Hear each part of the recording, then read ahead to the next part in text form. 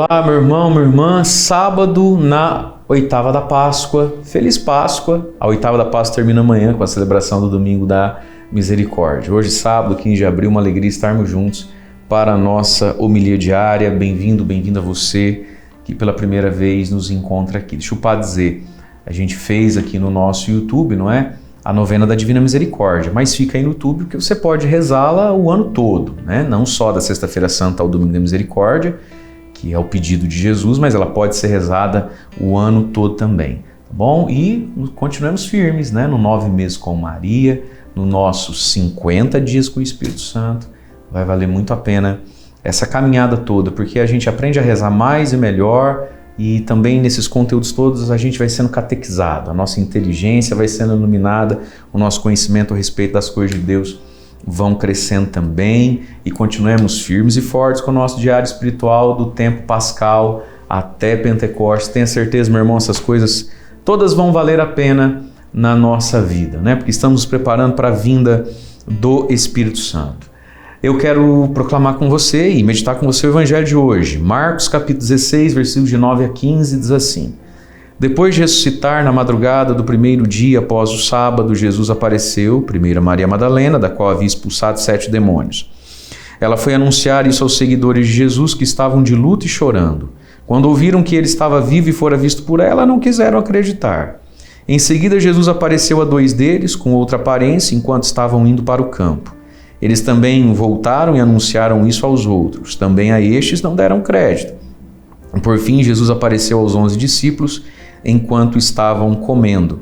Repreendeu-os por causa da falta de fé e pela dureza de coração, porque não tinham acreditado naqueles que o tinham visto ressuscitado, e disse-lhes: Ide pelo mundo inteiro e anunciai o Evangelho a toda a criatura.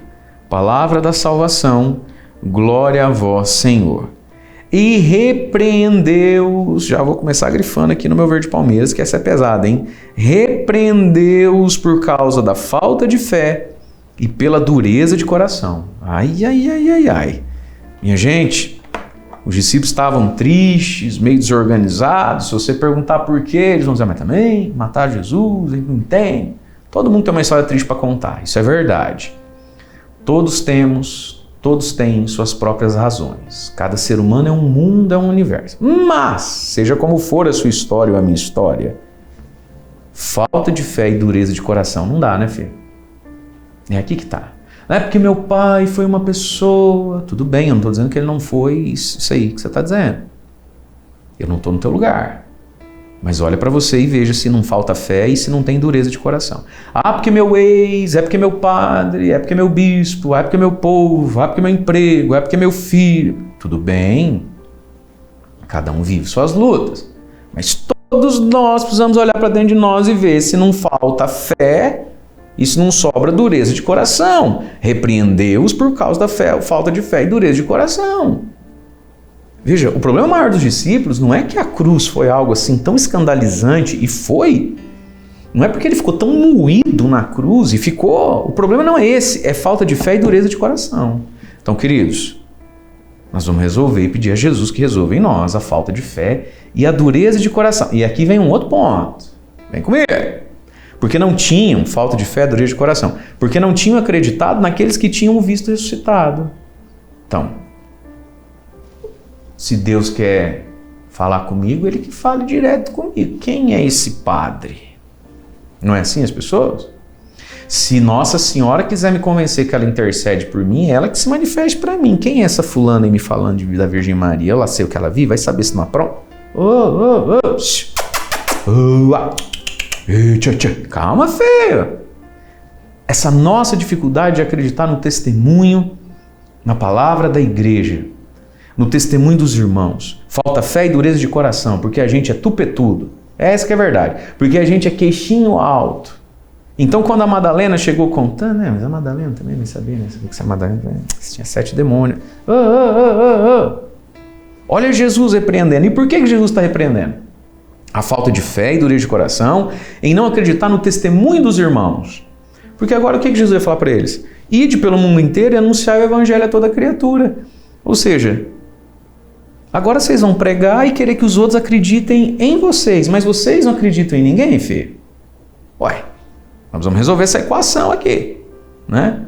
Então veja, a nossa falta de fé e a nossa dureza de coração é o maior problema da nossa vida. Não é o nosso passado, não é o nosso presente, não é o nosso futuro. É a nossa falta de fé e a nossa dureza de coração. Diante da palavra, diante de uma igreja que tem 2000 anos, diante de pessoas que nos amam, são bem intencionadas, que podem ter os seus defeitos, mas estão lidando bem com a vida. A pessoa fica com falta de fé e dureza de coração. Ah, meu irmão, quem tu pensa que é, filho? Você só dá trabalho pros outros. Baixa a crista aí, rapaz.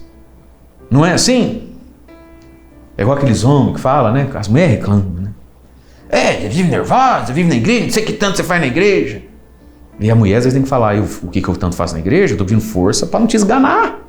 Eu tô pedindo força para te aguentar. Como pai, você precisa na bola. Como marido, você precisa na bola. Você dá trabalho, você é ignorante, você não sei o quê. Mas mesmo assim, tem um coração duro, uma falta de fé, um espírito zombeteiro. Que coisa mais feia, que coisa mais triste. Irmãos, a fé nos vem também, não é? Através do testemunho dos outros. A fé nos vem também através da experiência e da partilha alegre e expectante de fé que o outro fez. Então, muito desse Jesus que você quer só vai chegar em você o dia que você for mais humilde e aceitar que ele falou e agiu, que ele tocou em gente que às vezes você nem gosta, que você acha burra, que você acha não sei o quê, não sei. Cada um é ignorante ao seu tanto. Mas ou a gente acolhe a fé que vem do anúncio também dos outros, ou nós vamos ficar sem a maior parte da fé. A fé que eu tenho, você acha que eu tenho só por mim mesmo? É uma fé que vai entrando em mim, escutando pessoas, vendo histórias. E aquilo vai incendiando-me. Claro que eu tenho as minhas experiências de fé, sem dúvida que eu tenho. Mas eu não vou fazer todas as experiências de fé. Existem experiências de fé que elas são meio que minhas, mas eu nunca as vivi. Foi um paroquiano meu que viveu. Foi alguém que viveu. Foi um santo num livro que eu li. Ele é que fez aquela experiência com São Miguel Arcanjo. A partir dessa, eu vivi algumas, mas eu acolhi a dele. Ele é que fez aquela experiência com a Virgem Maria de um modo muito profundo. Eu não fiz igual, nem na mesma intensidade, mas porque eu me abro, eu começo a fazer as minhas. Então, minha gente, ou a gente fica um pouco mais humilde diante da alegria da fé das pessoas, ou a gente vai perder muito.